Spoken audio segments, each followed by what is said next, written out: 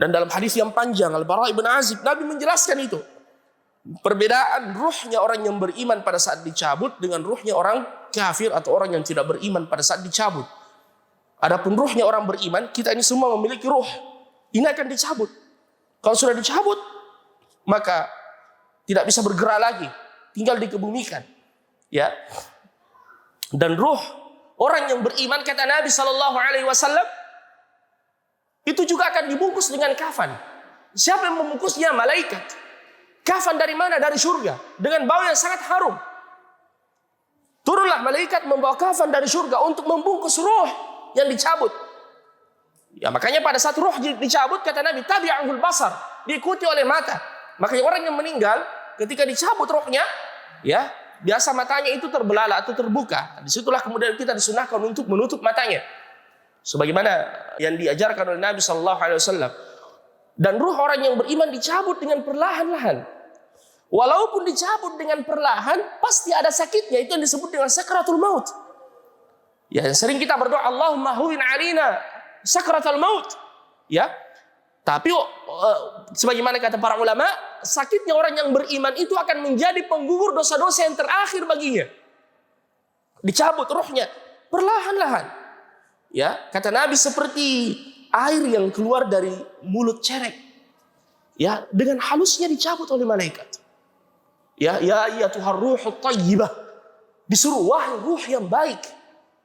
Ya, ukhruji, keluarlah untuk mendapatkan keridhaan dari Tuhanmu. Dicabut ayyuhal ikhwah ruh itu dengan perlahan-lahan. Kemudian dibungkus, ya, di kafan yang dihadirkan dari surga. Kemudian para malaikat membawa ke langit. Dibukalah pintu-pintu langit. Setiap malaikat yang berada di setiap langit itu bertanya, ruh siapa ini? Betapa harumnya. Disampaikanlah, ini ruhnya fulan ibn fulan. Allah kemudian mengatakan, catatkan ruh hambaku itu fi illiyin. Ya, makanya dalam surah Al-Mutaffifin, kalla inna kitabal abrari lafi illiyin, wa ma adraka ma illiyun, kitabun marqum yashhadul muqarrabun. Ya. Kemudian dikembalikan ke kuburnya. Ya, untuk kemudian mendapatkan pertanyaan kubur dari malaikat yang bertugas bertanya di alam barzakh. Setelah itu ada seruan dari langit. Setelah kemudian dia menjawab dengan benar, dikatakan ansalaka abdi. Jawaban hambaku ini benar. Bukakan untuknya pintu menuju ke surga. Subhanallah, dia berada di kuburannya, namun makanya dikatakan oleh Nabi bahwasanya kuburan itu entah dia taman dari taman-taman surga atau lembah dari lembah neraka. Kemudian dia mengatakan, Rabbi aqimis sa'ah, ya Allah segerakan hari kiamat. Karena dia tahu, kalau saja kenikmatan di dalam kubur dia sudah rasakan, apalagi yang menantinya di hari kemudian. Sebaliknya, orang yang tidak beriman kepada Allah Subhanahu wa taala juga diceritakan oleh Nabi perjalanan ruhnya, diambilkan kain kafan dari neraka. Nauzubillah. Kemudian ditarik dengan paksa. Digambarkan oleh Nabi seperti besi, ya, yang berduri yang ditarik pada kapas yang basah. Ya, coba kita melihat bagaimana ditarik dengan paksa. Nauzubillah. Ya, dan disinilah semoga Allah melindungi kita dari su'ul khatimah. Ya, dan merahmati kita di akhir hidup kita. Dan disinilah makna firman Allah, wala tamutunna illa wa antum muslimun. Jangan kalian mati kecuali kalian dalam keadaan muslim. Man 'asha 'ala syai' mata 'alaih. Siapa yang hidup dengan sesuatu, dia dimatikan dengan sesuatu itu. Kalau kita hidup dengan ketaatan, dimatikan dalam ketaatan. Ya. Tapi kalau terbiasa hidup dengan maksiat, na'udzubillah, bisa dia matikan dalam kemaksiatan itu. Ya, saya pernah menghadiri sekaratnya seseorang kecelakaan. Ya, saya masih SMP atau SMA waktu itu. Abi saya dulu seorang imam di Bulukumba. Jadi kalau ada orang yang seperti itu, beliau biasa dipanggil. Dipanggillah beliau ke rumah sakit. Saya ikut. Ya. Dan ayah saya sudah melihat abi saya, ini sudah tanda-tanda sakratul maut. Dibisikkan, talqinkan, la ilaha illallah, la ilaha illallah. Tapi apa jawabannya? 32, 93, 47, 56. Wallahi saya dengar dengan telinga saya. Sampai dia meninggal, dia sebut-sebut nomor terus. Setelah dia meninggal, usut, ternyata selama hidupnya, dia ini selalu pasang judi togel. Dimatikan dalam kondisi seperti itu. Na'udzubillah. Ya, dan celakanya lagi orang yang meninggal, dibangkitkan sebagaimana dia meninggal. Ya. Na'udzubillah. Makanya kita harus muhasabah. harus segera kembali kepada Allah. Kesempatan masih dibukakan oleh Allah. Ya, jadi kita lanjutkan tadi. Rohnya itu dibungkus dengan kain kafan dari neraka, kemudian dibawa ke langit, semua pintu langit ditutup. Ya, sebagaimana firman Allah, innal ladzina kadzdzabu bi ayatina wastakbaru anha la tufattahu lahum abwabus samai wa la yadkhuluna al-jannata hatta yalijal jabalu fi sammil khiyat. Nabi membacakan ayat itu ketika menceritakan hadis ini, perjalanan roh orang kafir. Innal ladzina kadzdzabu bi ayatina. Sesungguhnya orang-orang yang mendustakan ayat-ayat kami. Dia tidak percaya dengan yang seperti ini. Dia tidak percaya dengan berita-berita dalam Al-Quran atau peringatan dari Nabi tentang hari berbangkit, hari kiamat, azab kubur, nikmat kubur. Dia mendustakan. Innal ladzina kadzdzabu bi ayatina wastakbaru anha, dan dia menyombongkan diri. La tufattahu lahum abwabus sama. Tidak dibukakan untuknya pintu-pintu langit ketika dia dikembalikan kepada Allah. Wala yadkhuluna al-jannah, dan tidak dimasukkan ke dalam surga hatta yalijal jamalu fi sammil khiyat, kecuali jika sudah ada seekor unta yang bisa melewati lubang jarum. Ini menunjukkan kemustahilannya. Na'udzubillah. Kemudian setelah itu dituliskanlah fi sijin, dikembalikan ke kuburnya, kemudian ditanya oleh malaikat Munkar wa Nakir, "Man rabbuk?" Pertanyaan yang sangat sederhana, tapi menjawabnya itu kembali pada kondisi kita di dunia. Karena mereka nanti akan menjawab seperti ini. Saya dulu pernah mendengar itu, tapi dibutakan, dilupakan, dia tidak bisa menjawabnya. Ya, dikeluhkan lidahnya. Akhirnya, na'udzubillah, dia mendapatkan azab di alam barzakh, dan dia mengatakan, Rabbi la taqumis sa'ah. Ya Allah, jangan datangkan hari kiamat. Karena dia sudah tahu bahwasanya kalau saja di alam barzakh dia disiksa, apalagi nanti azab yang menunggu. Makanya Allah menyebutkan di dalam Al-Quran tentang keluarganya Fir'aun. Ya, an-naru yu'raduna 'alaiha ghuduwan wa 'ashiyyan wa yawma taqumu as-sa'atu adkhilu ala fir'auna ashaddal 'adzab. Api membakar Fir'aun bersama dengan bala tentaranya, keluarganya di alam barzakh, dan nanti di hari kiamat masukkan dia ke dalam neraka yang lebih pedih. Jadi itu baru panjar. Ya, dan kita ini Bapak Ibu tidak tahu berapa lama kita akan tinggal di dalam kubur sampai datang hari kiamat. Ambil saja contoh, kita sekarang sudah tahun 1445 Hijriah. Katakanlah sejak meninggalnya Rasulullah kurang lebih 1400 tahun. Berarti sejak beliau meninggal dan para sahabat dan orang yang berada di zamannya sudah lebih 1400 tahun berada di alam kubur. Dan kita juga nanti meninggal, kita tidak tahu berapa lama kita menanti. Berapa lama kita menunggu. Tapi orang yang beriman tidak merasakan penantian yang panjang itu. Ya, dia seperti orang yang ditidurkan. Makanya Allah menceritakan kepada kita kisah Ashabul Kahfi yang tidur lebih 300 tahun. Begitu bangun mereka mengatakan, berapa lama kita tidur? Ada yang mengatakan kayaknya 1 hari. Ada yang mengatakan tidak, setengah hari kayaknya. Coba yang ditidurkan oleh Allah. Nanti dia heran, kenapa berubah semua ini kondisi? Pergi beli belanja tidak laku uangnya. Ya, subhanallah. Begitu orang yang beriman nanti, dia tidak merasakan penantian yang panjang. Ya.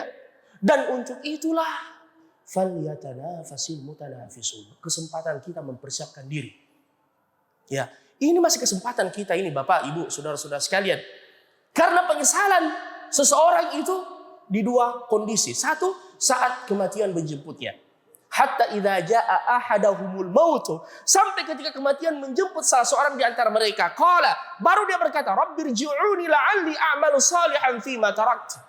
Ya Allah, kembalikanlah aku ke dunia untuk mengerjakan amalan saleh. Ya, baru dia menyesal. Walau tara idh wuqifu 'ala an-nar faqalu ya laitana nuraddu wa la nukadziba bi ayatina wa nakuna minal mu'minin. Ini penyesalan yang kedua saat dimasukkan ke dalam neraka. Ketika berdiri di hadapan neraka, ya, setiap hari Jumat kita mendengar imam membaca Rabbana absarna wa sami'na farji'na na'mal salihan. Ya, inna muqinun, ya Allah, kami sudah melihat, kami sudah mendengar, kembalikan kami ke dunia. Baru dia menyesal. Ketika dia melihat di depan matanya, sebelumnya dia mendustakan semua itu. Ya, dia mendustakannya. Makanya Allah Subhanahu wa taala mengatakan, ya, qala khsa'u fiha wa la tukallimun. Wahai para malaikatku, masukkan ke dalam neraka, enggak usah lagi diajak bicara. Karena sudah dikasih peringatan, sudah dikasih kesempatan. Ya. Walladzina kafaru lahum naru jahannam la yuqda 'alaihim fayamutu wa la yukhaffafu 'anhum min 'adzabiha kadzalika najzi kulla kafur.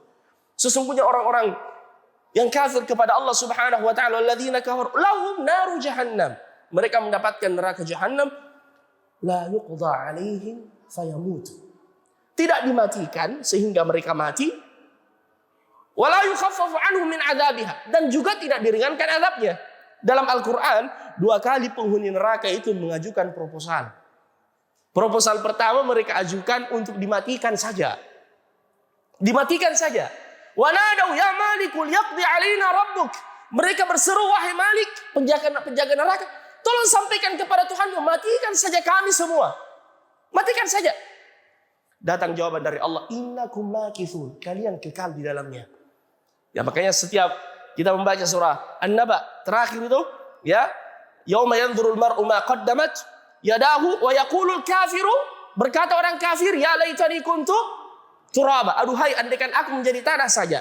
Kata Rasulullah, kata para ulama, disebabkan karena nanti di hari kemudian semuanya dikisas, semuanya dihisab, tidak ada lagi kezaliman. Makanya hati-hati berbuat zalim. Sampai kata Rasulullah, hewan yang bertanduk, yang pernah menanduk hewan yang tidak bertanduk, dibangkitkan di hari kemudian hanya untuk dikisas. Kemudian itu Allah mengatakan, kuni turaba, jadilah kalian tanah. Dibangkitkan hanya untuk apa? Dikisas.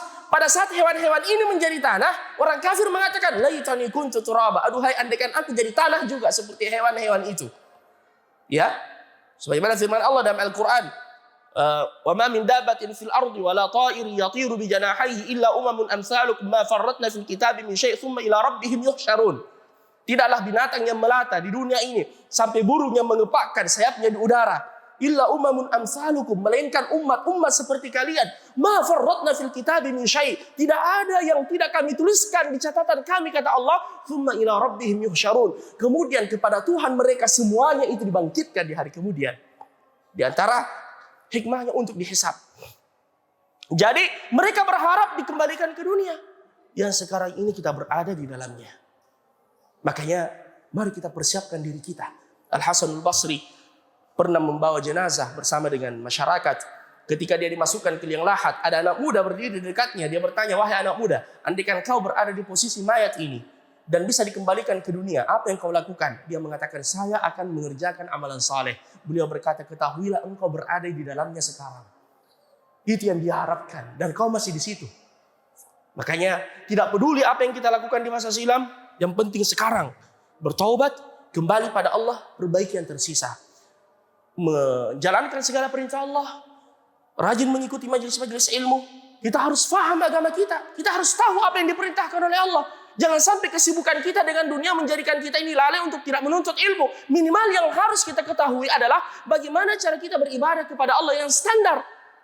Ya, tidak perlu misalkan kalau dituntut semuanya jadi ulama, tidak. Tapi yang perlu, yang wajib kita ketahui, itu dipelajari dengan baik. Alhamdulillah di masjid ini ada pengajian. Setiap saya tadi dengar 2 kali atau sekali sepekan. Hadirkan diri kita. Ya, Allah membenci dalam Al-Quran orang-orang yang ya'lamuna zahiran minal hayati dunya wa hum 'anil akhirati hum ghafilun. Mahir dalam urusan dunia, jahil dalam urusan akhirat. Padahal dunia akan kita tinggalkan, akhirat akan kita songsong. Mari persiapkan diri kita untuk itu, Bapak Ibu Saudara-saudara sekalian.